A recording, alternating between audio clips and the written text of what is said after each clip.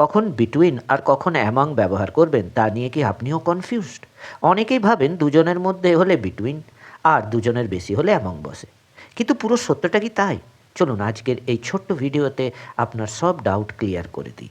প্রথমেই আসি বিটুইনের কথায়। সাধারণত দুটি জিনিস বা ব্যক্তির ক্ষেত্রে আমরা বিটুইন ব্যবহার করি। যেমন the match is between India and Pakistan, ম্যাচটি ভারত ও পাকিস্তানের মধ্যে হচ্ছে। কিন্তু মজার ব্যাপার হলো, দুইয়ের বেশি জিনিস হলেও বিটুইন বসতে পারে। কখন?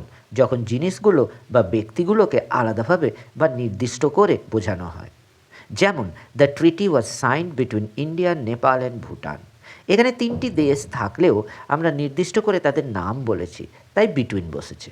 এবার আসি অ্যামংয়ের কথায়। যখন তিন বা তার বেশি ব্যক্তি বা বস্তুর কথা বলা হয় কিন্তু তাদের আলাদাভাবে নাম ধরে বলা হয় না, অর্থাৎ পুরোটাকে একটি গ্রুপ বা দল হিসেবে বোঝানো হয়, তখন অ্যামং বসে। যেমন distribute the sweets among the children, বাচ্চাদের মধ্যে মিষ্টিগুলো ভাগ করে দাও।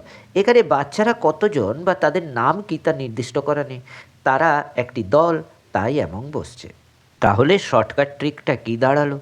নির্দিষ্ট বা আলাদা করে বোঝালে বিটুইন, অনির্দিষ্ট বা দল হিসেবে বোঝালে অ্যামং। এবার আপনাদের জন্য একটি ছোট্ট test. I was sitting dash Rahul and Rohan, শূন্যস্থানে বিটুইন বসবে নাকি অ্যামং? ফটাফট কমেন্ট করে উত্তরটি জানিয়ে দেন। ভিডিওটি ভালো লাগলে লাইক করুন এবং এমন আরও সহজ ইংরেজি টিপস পেতে আমাদের চ্যানেলটি সাবস্ক্রাইব করতে ভুলবেন না। দেখা হচ্ছে পরের ভিডিওতে। বাই।